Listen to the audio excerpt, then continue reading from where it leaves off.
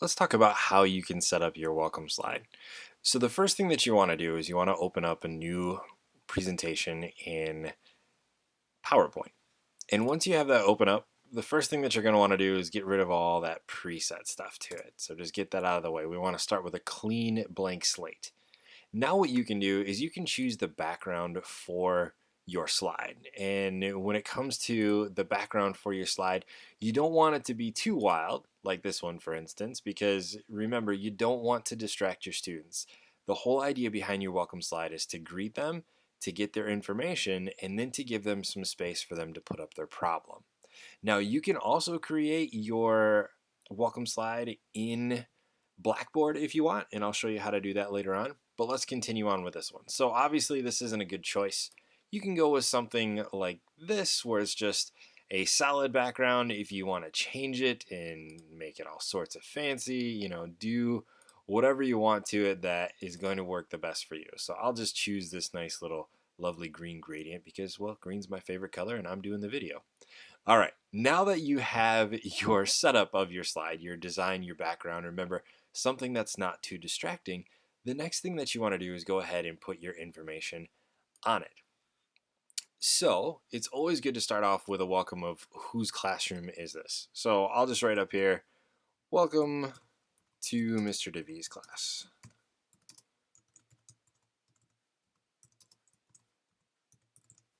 Or you could say Mr. DeV's room, however you want to title yours.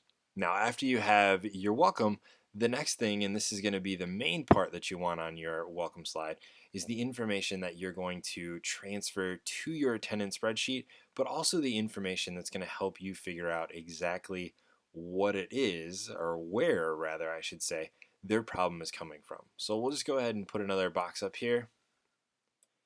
And we're just going to put the information on there that we need to. Okay, so we'll get their name, we'll do their grade,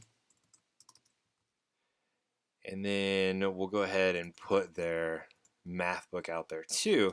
And remember, they may be more familiar with it being their math course, so maybe even want to put in their course. That's fine too. And then when it comes to putting your math course, your math books out there, you want to choose one that's going to be appropriate for your room.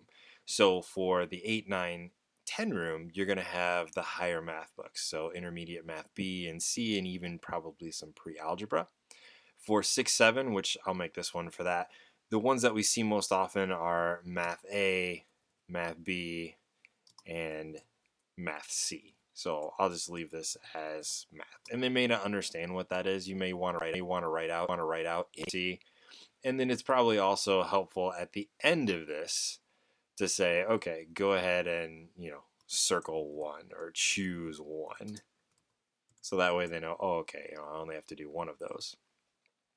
Now the other things that you're going to want to have on there, you want to know the unit that this is from. And then you're also going to want to know the lesson. And if you want to combine those, you can combine those. Remember, you want to make this whatever is going to be the most suitable for you. Okay, so we got a unit, lesson. Let's give them a page number that they can put in. And then we'll also give them a problem number.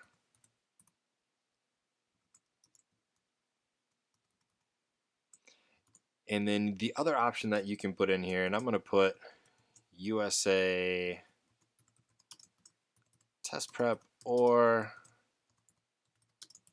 study island topic. So that way, if their question isn't coming from the book, they can fill this out so we know exactly what it is that they're working on from either study island or USA test prep. All right, so we've got that main information out there. Now, if you want to add in things like clip art, so let's say that I want to put a picture so that way they know exactly who they're talking to. We'll put on a nice serious picture of myself. There we go. Who doesn't love to see their teacher in children's work glasses and a Mickey Mouse helmet? We'll make that a little bit smaller so that way it's not super distracting. Now, the other thing that you're going to want to put on there is something to let them know what they need to do. And that can just be a little line that goes across there that tells them to take a screenshot of their problem and put it below to work it out. If you want to use a box, you can use a box. any kind of way so that they know what they're supposed to do. Now, obviously, when you go into your room, you're also going to give them this kind of information and let them know, hey, please put your problem on the board, but it's also good to have on the board. So we'll just say, please take a screenshot of your problem.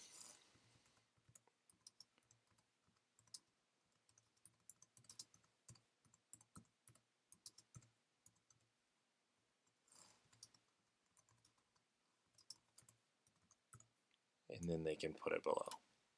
Okay, and then maybe I even want to just center this one over there so that way everything's nice and in line. And of course, you can always do things like change the color so that way it sticks out. And of course, I would make this look a whole lot different, but for the sake of this will work out for us. Now, you can also add in extra pages if you want to for things like checking to see how the students are feeling, adding any kind of extra links, anything like that. Feel free to add in. Obviously, you don't want to have like 10 or 12 slides in there, but a couple is okay. Ones that you're going to reference and ones that you can get to real easily. So this looks good. So once you have your slide all set up, next thing that you want to do is just save it. And you're going to want to save this to a place that you can get to pretty easily because you're going to be loading this quite often. But I'm actually going to show you a real quick trick to make it a little bit easy for you. So I'm just going to save this as welcome. I'll save it to my desktop for time saving sake. All right, so I've got this all saved. Now the next thing I want to do is I actually want to close out a PowerPoint because what we're going to do is we're going to upload this now into Blackboard to see what it would look like. So here's my Blackboard. I'm in my room already. I don't have any breakout rooms created or anything like that, but if this was a normal mod class, I would open up my breakout rooms. And what I'm going to do right now is I'm just going to go ahead, I'm going to get rid of this one page here, and we're going to load that slide that I just made. So let's find welcome and open it up. Now PowerPoint can sometimes take some time to load up, so keep that in mind. This is why I'm showing you this little trick. Mine's going to ask me a whole bunch of other things that we don't necessarily have to do every time, but for this one it's going to. Is once you have it loaded into Blackboard, what you're going to want to do is save it as a whiteboard file. Because once it's saved as a whiteboard file, it will go in there extremely easy and quick. All right, now that this is in here, this is really an image file. Okay, I can't make any adjustments to anything that I wrote on there. It doesn't work like a PowerPoint. I can't double click on anything, but I can use any of the tools that I want to change it. All right, but there's my slide. So now what you want to do to make it easy on yourself is go up to File, choose Save, and you want to save your whiteboard. And if you have more than one page, then obviously you can choose all, or if you just have one page that you want to save, just hit Select Pages, then click OK. And then you're going to tell it exactly where you want it to save. So we'll just go ahead and save this one to my desktop as well. And we'll also save this as welcome. But the one thing that you want to look at is your file format. We want it as a whiteboard file because once it's a whiteboard file, it loads directly into Blackboard a whole lot faster. The problem that you have that you can run into with PowerPoint is if PowerPoint is open, it's not going to load until you close PowerPoint. And like I said, it can take a little while to do. So we'll go ahead and save that. And I'm going to go ahead and delete this. And then watch how quickly this one will load this time.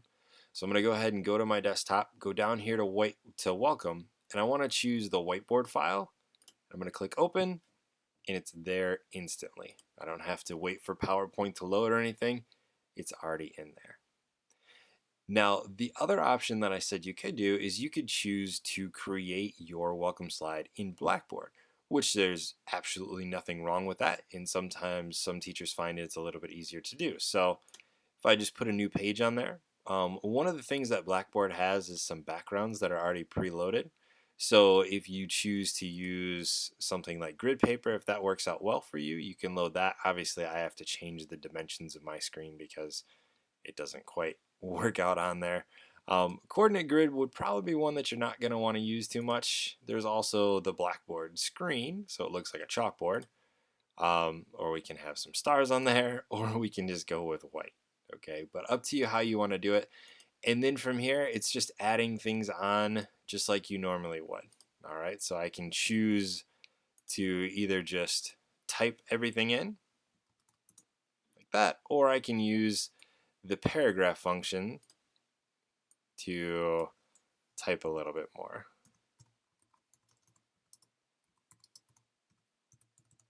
So play around with them, see which one you prefer to use, and try it out. But once you have your whiteboard to, or sorry, your welcome slide to where you think you would like it, it makes the most sense to you, you're satisfied with your product, then you want to save that, keep it somewhere handy. And like I said, I think it's a really good idea to make the whiteboard file as well, so that way it's a lot easier to load in there.